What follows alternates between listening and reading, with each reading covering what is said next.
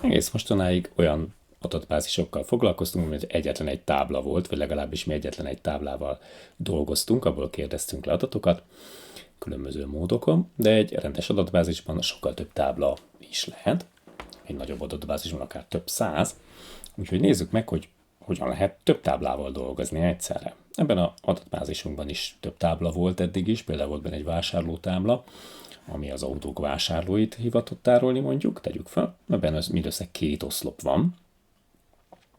Importáljunk, és egyetlen adat sincs. Importáljunk akkor bele néhány adatot, hogy legyen benne adat, amivel tudunk dolgozni. Van itt egy adatbázis tábla, pontosabban egy CSV, egy sima CSV export egy táblázatkezelőből. Ha megnyitom, akkor látszik, hogy 3 oszlopa van, nevekkel, városokkal és telefonszámmal ellátva. Hát ez 3 oszlop, úgyhogy ha 3 oszlopot szeretnék, akkor lehet, hogy módosítani kéne ezen a vásárlótáblán, módosítsunk rajta. Ezt megtehetnénk egy alter table parancsal, mivel meg tudjuk változtatni a már meglévő táblánkat, de most akkor ezt csináljuk a grafikus felületen keresztül. Talán úgy egyszerűbb, akkor nem kell ez az alter table parancsal mókolnunk. Azt mondja, szeretnék hozzáadni még egy oszlopot, legyen ez a neve telefonszám, mondjuk. A típusa, amit kiválaszthatnék, lehetne integer is, ha csupa számokból állna, de láttuk az előbb, hogy kötőjelek vannak benne, úgyhogy akkor választjuk a textet. Kérünk egy altert, megváltoztatta akkor ezt a táblát. Most akkor az autós oszlopnak, az autós, a vásárló táblának, annak most már akkor van egy plusz telefon oszlopa is. Most már akkor megpróbáljuk beimportálni az adatokat. Azt mondjuk, hogy database, akkor import table data, ezt a neveket CSV-t szeretnénk beimportálni. Az elválasztó az ebben szemikolon, mert ez magyar, tehát pontos veszővel van elválasztva. Úgyhogy akkor itt van ez a 3 oszlop fog importálódni. Rendben van, ezt elfogadjuk. Na nézzük a vásárlóinkat. Most már akkor beimportáltuk. Persze lehetett volna egy több 10 000 elemes adatbázis is. Most ez csak egy minta. No, ez rendben van. Le tudjuk kérdezni ugyanazokat a módszereket használva, amit eddig használtunk, de ami érdekesebb, hogy hogyan tudnánk ezeket összekapcsolni egymással, már olyan értelemben, hogy a kettő között valamilyen függőség van. Lehet például, hogy azt is el szeretnénk tárolni, ami nem igazán valamelyikhez, hanem mind a kettőhöz. Egy olyan információt, ami nem valamelyikhez, hanem mind a kettőhöz tartozik. Például mondjuk, hogy megvásárolták, a vásárló megvásárolt egy autót. Ez mind a kettőnek valahogy a tulajdonsága, mert a vásárló az, aki megvásárolta a kocsit, és a kocsi az, amit megvásároltak. Tehát valahogy a kettő között egy összefüggés. Ezt hogyan tudjuk eltárolni? Hát több lehetőség is adódik. Hivatkozhatunk a vásárló irányából az autóra, mondhatjuk, hogy a vásárló az valamit megvásárolt a kocsit, és akkor eltárolunk valamit a vásárlónál egy új oszlopban, amiből már ki tudjuk találni, hogy az autótáblában melyikre gondoltunk. Vagy csináljuk ezt fordítva, az autótáblánál is eltárolhatunk valamit, amiből már ki tudjuk találni, hogy melyik vásárlóra gondoltunk, aki megvásárolta ezt a kocsit. Az a valami, ami alapján kitaláljuk, hogy melyikről van szó, valami olyan kell, hogy legyen, ami egyértelmű, tehát egyértelműen meg tudjuk határozni, melyik vásárlóról, vagy éppen melyik autóról van szó. Ez az adatbázis sarkonban úgy nevezik, hogy kulcs. Ez az elsődleges kulcsa annak a táblának. Valami olyan elemet, olyan oszlopot, vagy olyan oszlop kombinációt kell találnunk, ami egyértelműen azonosítja azt az adott sort. Tehát tudjuk, hogy mire gondoltunk. Például az autóknál egyértelműen adódik a rendszám, mint ilyen, hiszen ha ismerem a rendszámot, akkor azonnal tudom, hogy melyik sorról, melyik autóról van szó. Így aztán, hogyha a vásárlónál eltárolnám ezt a rendszámot, például egy olyan oszlopba, hogy melyik autót vásárolta meg, és oda tenném ezt a rendszámot, akkor tudnám, hogy melyik autót vette meg. Nyilván.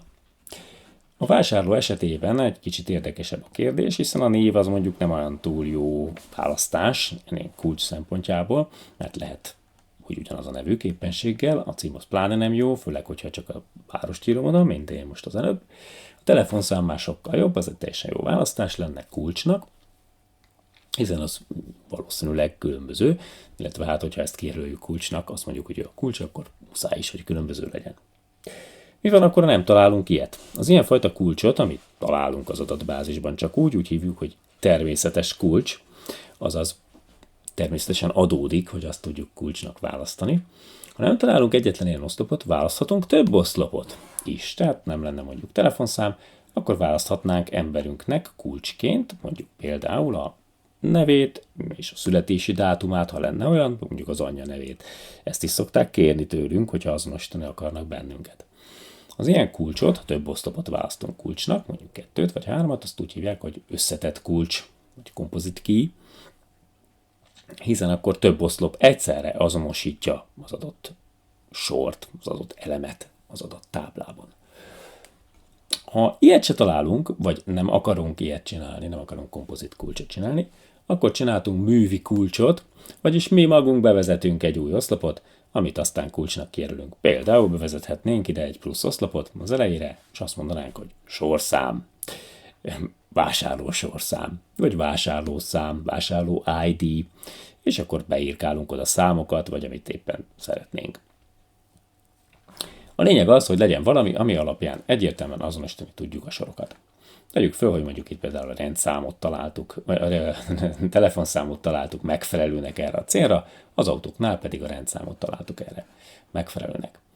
Hogyan tudjuk akkor ezt a kapcsolatot biztosítani? 2 lehetőség is van. Tegyük föl, hogy ezt akarjuk tárolni, hogy melyik autót kivásárolta meg.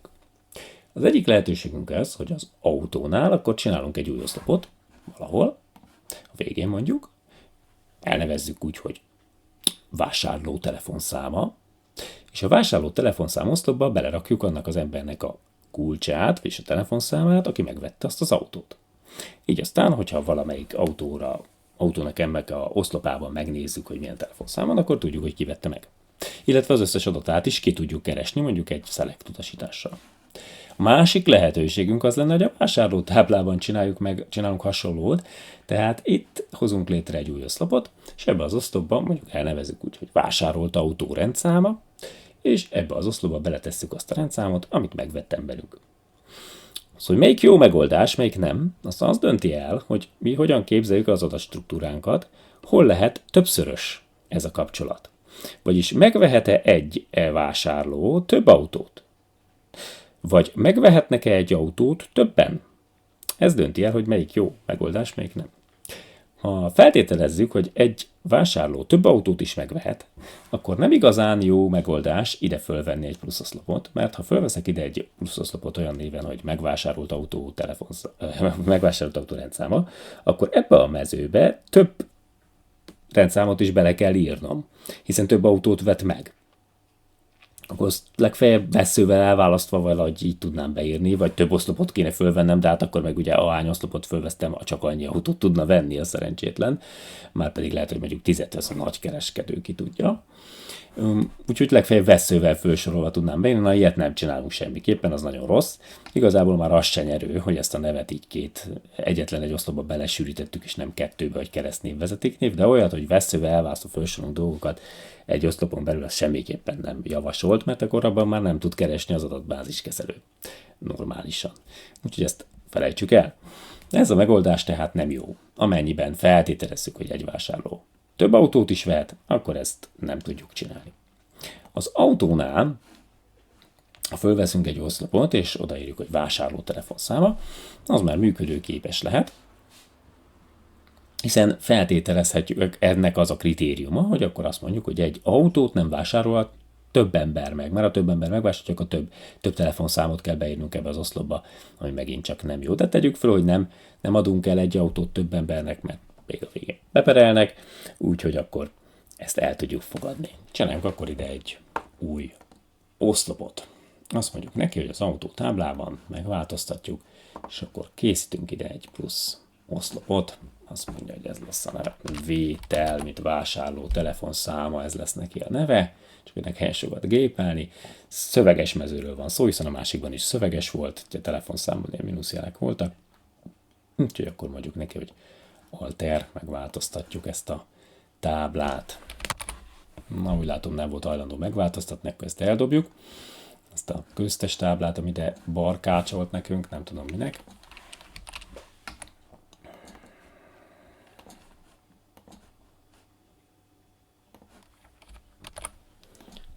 Na még egyszer. akkor azt mondja, hogy autókba szeretnénk hozzáadni még egy oszlopot, vétel néven, azt mondja, hogy text típusú marad továbbra is, és akkor változtassuk meg.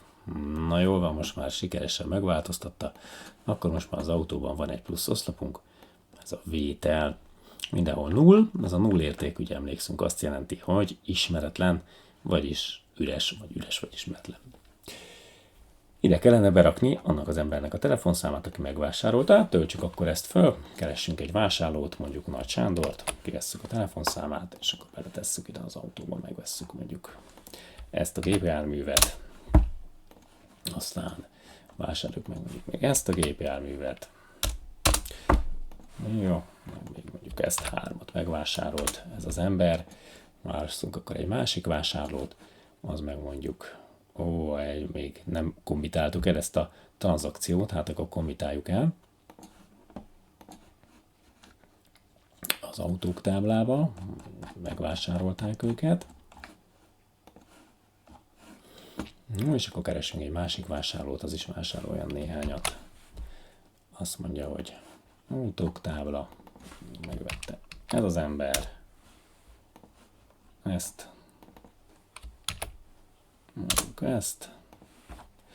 és akkor ezt is kommitáljuk. Jó. Na, akkor kérdezzük le, hogy melyik autókat vásárolta meg valaki.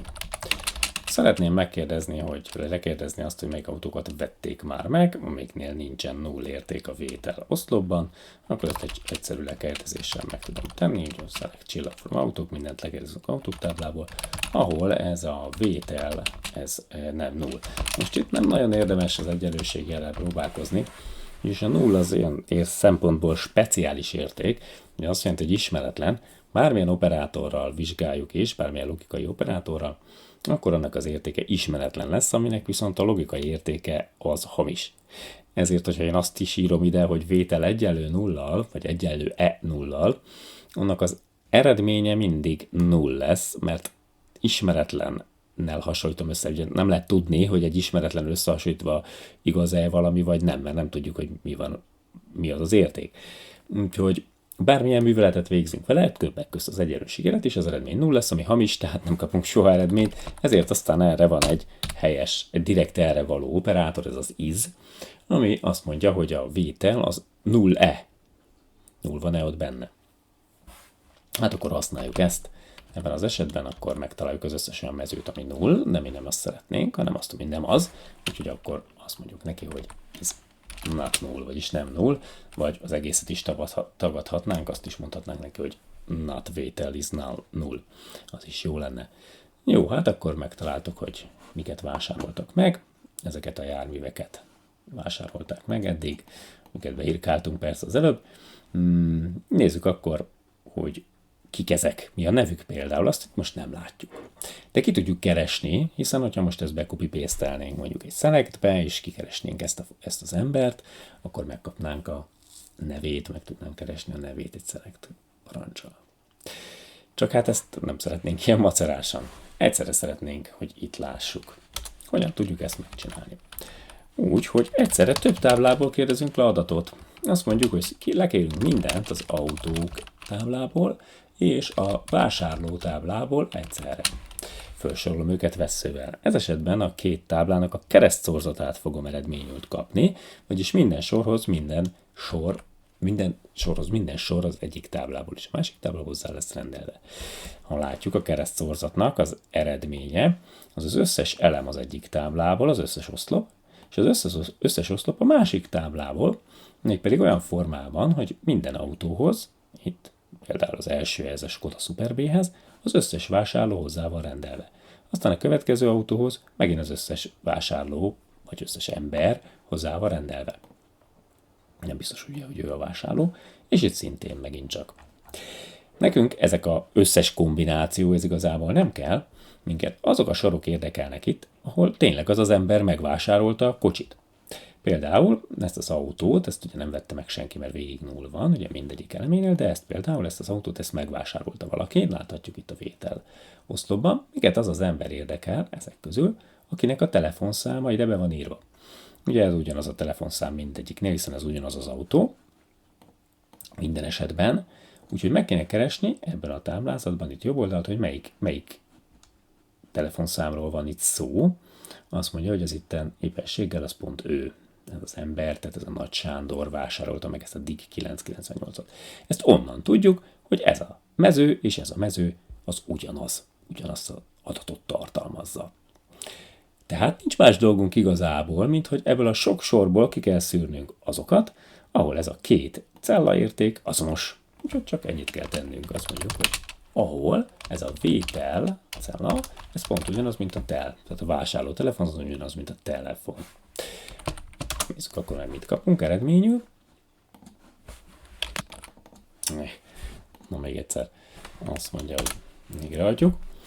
Jó, tehát akkor itt már láthatjuk az autó adatait, illetve a vásárló adatait, és pont annak a vásárlónak, aki ténylegesen megvásárolta azt a gépjárművet, ugye ezt onnan tudjuk, hogy ugyanaz a telefonszám van beírva hozzá, mint ami ténylegesen az emberünk telefonszáma.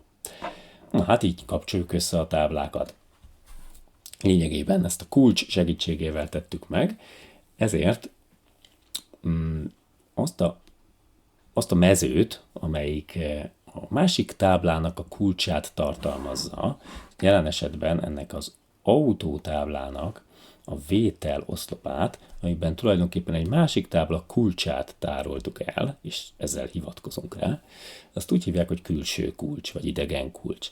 Így is szokták írni, foreign key, angolul, azért, mert egy másik táblának a kulcsát tároljuk benne. Ez lehet üres, lehet kitöltött, attól függően, hogy tartozik-e hozzá elem a másik táblában, vagy nem, vagy sem. Ennek segítségével tudjuk megtalálni ugye a hozzátartozó értékeket, azért, mert ez elég gyakori eset, ezért erre egy külön szintaktika van ebben az SQL nyelvben, bár így is megtalálhatjuk őket, hogy a két táblából egyszerre lekérdezzük és a keresztszorzatot megszűrjük. Ezt le lehet írni úgy is, hogy kifejezetten leírjuk, hogy összekapcsoljuk a két táblát, tehát mondhatjuk azt neki, hogy kiválasztunk mindent az autóból, ami összekapcsolunk a vásárlóval, join, vagy outer join, vagy inner join, de most akkor használjuk csak simán joinnal, vásárló, illetve megadhatjuk neki azt is, hogy mi alapján akarjuk összecsatolni őket. Összecsatoljuk az autót és a vásárló táblát az alapján, hogy ez a vétel, ez egyenlő a tellel. Ennyi. Hát ez tulajdonképpen nagyon hasonló az előzőhöz, csak most akkor explicit, direkt megmondtuk azt, hogy most mi ezt úgy képzeljük, hogy ez a két tábla, ez össze van kapcsolva. Mégpedig ennek a igazság értéke alapján, ennek a feltételnek az igazság értéke alapján. Persze ez fordítva is működne, csatolhatnám éppen fordítva is őket, vagy csatolhatnám a vásárlót az autókhoz.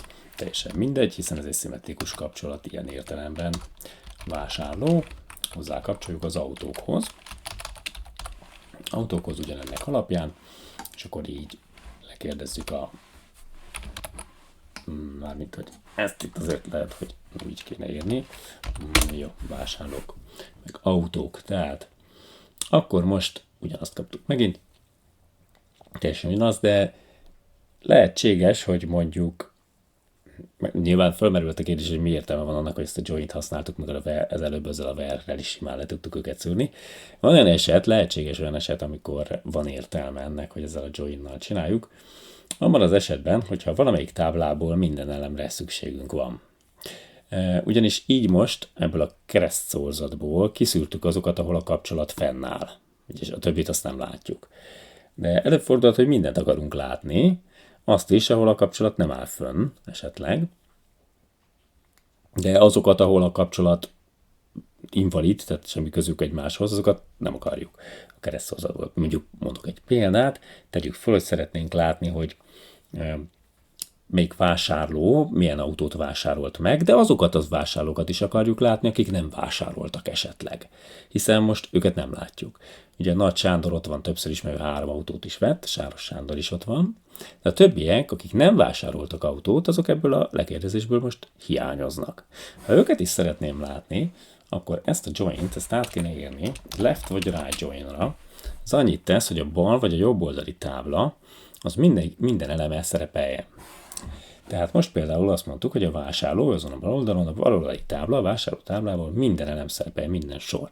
Akár van hozzá tartozó elem, akár nincs. Ha így futtatom le ezt a lekérdezést, akkor lesznek benne olyan sorok, például a kis Károly van ér, ahol ezek az autóra vonatkozó, tehát az autótáblából származó oszlopok, azok végig nullok, hiszen nem tartozik hozzájuk autó, de ettől még szerepelnek a táblázatban. Így most a baloldali tábla, a vásárlótábla minden elemét látom, az összes embert, de csak azoknál, akik vásároltak autót, lesznek autóval kapcsolatos oszlopok. Ha például erre szeretnék kérni egy számítást vagy összesítést, akkor már helyes eredményt fogok kapni, tehát látni fogom azt is azok, akik nem vásároltak autót. Ugyanis hasznos tudni, hogy ez tulajdonképpen innentől kezdve, hogy összekapcsoltam a kettőt, akár joinnal, akár left joinnal, vagy right joinnal, onnantól kezdve az egyetlen egy táblázatnak számít, tehát minden, amit eddig megtanultunk, az pontosan ugyanúgy működik rá, csak most itt van egy ilyen join rész benne a from-nál, tehát innentől kezdve olyan, mintha ott az egy tábla lenne. Használjuk a where-t, az order by-t, stb. Számoljuk akkor mondjuk például, hogy írjuk ki az emberünk nevét, és a neve mellé mondjuk számoljuk meg, hogy hány sor tartozik hozzá. Count csillag, mondjuk nézzük meg hány sor van egy elemnél. Mármint így persze nem túl hasznos, de érdemes lenne egy csoportokat képezni mondjuk vásárló neve szerint. Hát akkor csináljunk egy group by-t, vásárló neve szerint. Így, talán így kettétöröm, és akkor jobban látszik. Kiválasztjuk a nevét, meg a darabszámot, úgyhogy csoportokat képzünk az emberek neve szerint. Minden név az külön csoport lesz, és mindegyikben láthatjuk a sorok számát. No, hát akkor mindjárt látjuk, hogy ugye Barta Benedeknél egyetlen egy sor volt, hiszen neki ugye nem volt autója. Tehát az egy sor, amit látunk, az a nullos sor, amit az előbb megfigyeltünk, mert a Nagy Sándor, aki sok autót vett, ugye 3-at is megvett, nála egy 3-ban. Ez elég félrevezető, mert úgy néz ki, mint a Barna Benedeknek is lenne egy autója, holott ő ugye csak azért szerepelt benne, mert csupa 0 volt mellette.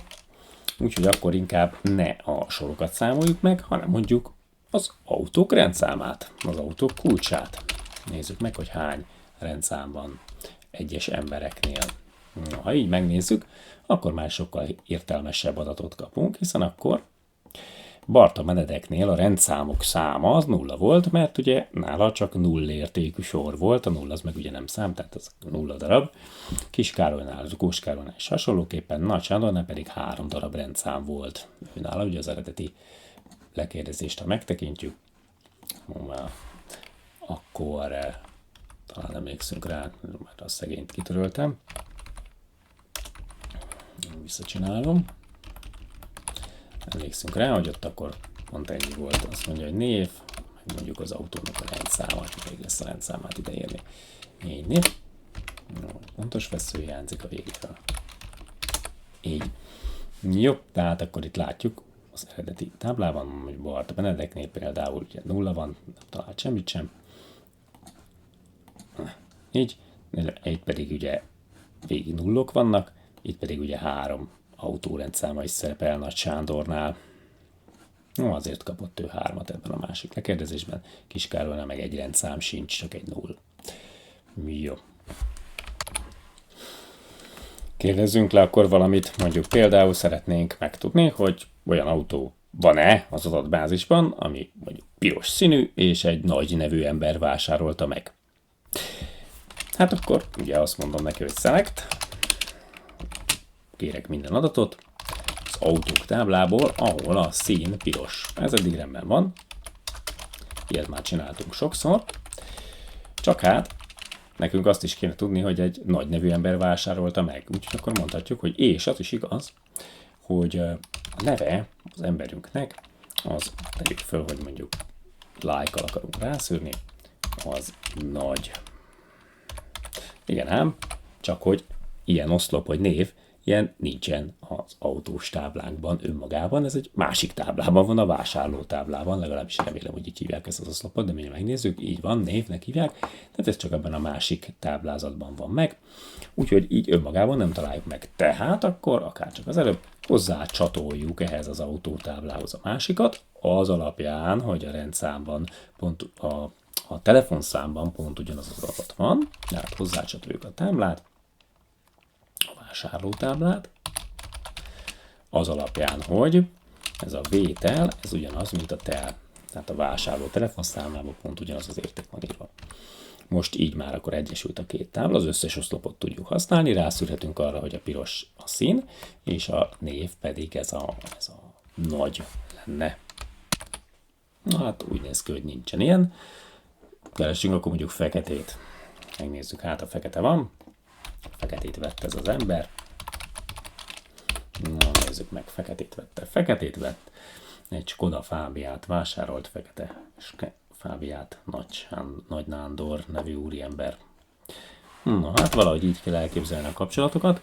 Persze ilyen kapcsolatból több is lehet, sokkal több tábla között, úgyhogy akkor legközelebb megpróbáljuk megnézni, hogy hogyan kell felépíteni egy ilyen kapcsolatrendszert, hogyan kell megtervezni egy adott bázis táblarendszert úgy, hogy többféle kapcsolatot is tudjon kezelni a különböző táblák között.